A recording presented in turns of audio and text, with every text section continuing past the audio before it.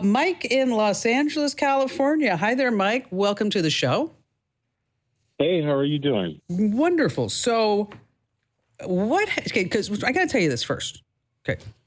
Andrew loves Waymos. Loves Waymo. Loves Waymo. Okay. He bought a big Ford 150 truck so much that he loves the Waymo. Well, I mean, it's not available for travel everywhere yet, Komando. So, what happened to you, Mike? Well, that's a very good question. I call myself as a futurist booking a travel reservation to get from point A to point B. And I had it all calculated, thought it was going to go just like a Lyft Uber, but unfortunately, that isn't what happened. What did happen was the reservation went fine. The Waymo vehicle showed up. Yes, it did. I put my luggage in the car, got in the car. It greeted me. Everything was great. I'm talking about the first 15 seconds. Everything is feeling good. Then the car takes off. And when the car takes off, that's when this human, the reminder of this human automated experience looks like. It's a reminder of that. Pandora's box has been opened up. And by that, what I mean is the car went in loop number 1.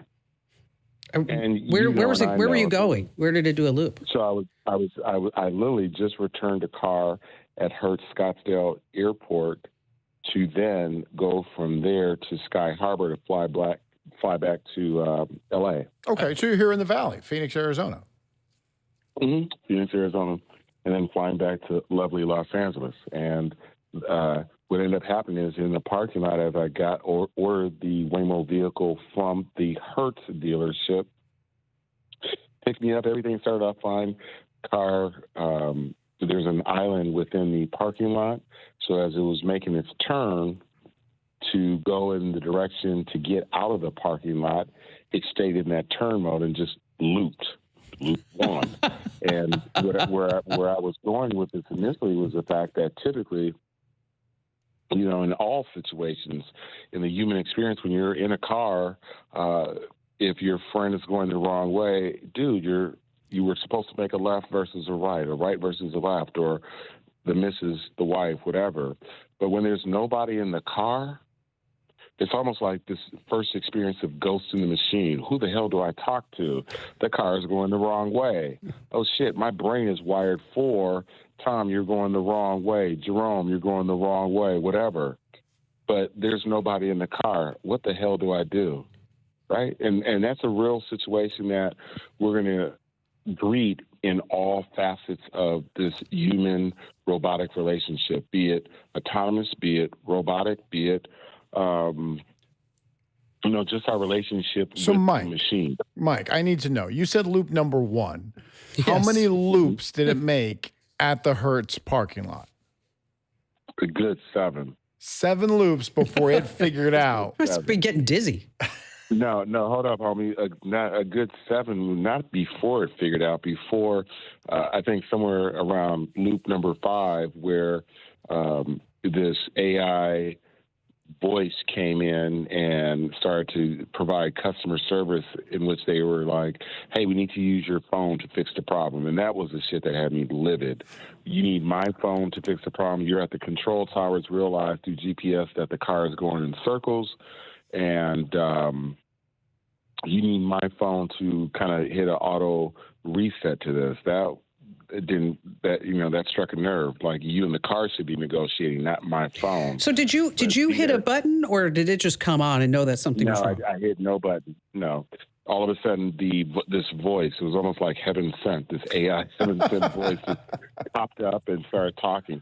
And I don't want to do too much Waymo bashing as much as solutions. And I think for all the coverage that it's got, I think the incident has received over 1.2 billion views. And wow. So you look at incident that lasted about 53 seconds, 17,000 plus hours of content.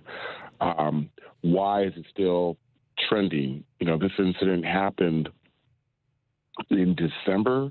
January really revved up during Consumer Electronics Show, and it's still going. Like I said, 2 weeks ago, Facebook sent a post in regards to here's 35 million views on just one channel alone. Are you making any money off of this? Yeah. Oh, come on now. I'm a business person. Stop playing. Yes. Content is licensed. What you would say is that I had no idea that it would be to this degree. You know, 1.2 billion views, right? Wow. An artist, how many people? You know, that's beyond Gangnam Style, right? And so the bigger thing for your show and your platform that we really want to look at is the fact that, hey, here's an incident that, yeah, it was entertaining, but there was a truth to it. And that truth to it was, it's just one incident. You yourself are just one incident away from a disaster. Waymo puts out the data. You know, they get backed by Google and Alphabet. They have big money. They're playing a longer game, right? Yes. In that longer game, it's to say that, hey, that incident happened. There'll be, and then the American people will forget it, right? Oh. And then we'll champion the fact that we're in D.C. and we're breaking ground in Miami or whatever.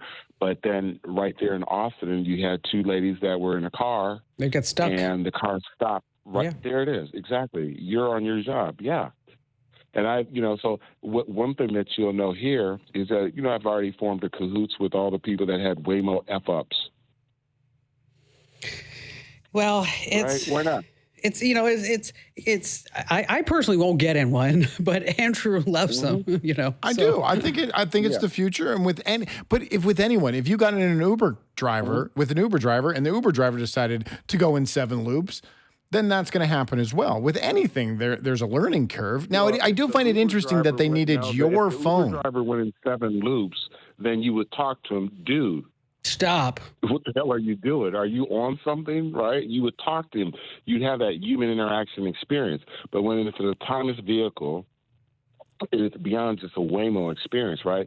You're at airports and you're in trains. Those trains, thank God that there's a grid, there's a train tracks that they actually operate on to get from point A, B, C, and D.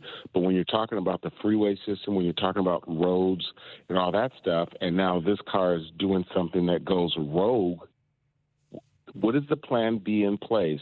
When you download the app, everybody's not reading page 99 of the app. Nobody does. No, yeah, and that's right? that's just it. But I mean, it is like tech. I mean, it is technology, and it does go. There are glitches. The blue screen of death happens. Yes, and at least his blue screen of death was just 7 loops in a Hertz parking lot. But I think, but they must have gotten alerted. There is a system in the Waymo though. If at any point you need help, there is a button to press. It's mic'd up. There's cameras everywhere. You can be in contact with someone. I know I'm sounding like a Waymo defender. I just think it's so cool. It is, if it works. I mean, I still go back to the self-driving tech in my Tesla that was awful. I mean, that was months ago. Yes, we're talking about ancient history. It's so much better now. So much better. Hey, Mike, thanks for coming on the show. And I love it. Did you make any money? I'm a businessman. Of course he did. I wonder how much he's making. What do you think? Billions of views? I mean, it has to be tens of thousands of dollars. Yeah. And so how many people right now are saying, I'm going to get in a Waymo. I'm going to tell it to go in circles. Right. And this is, just keep passing that by. Just keep cold hard cash.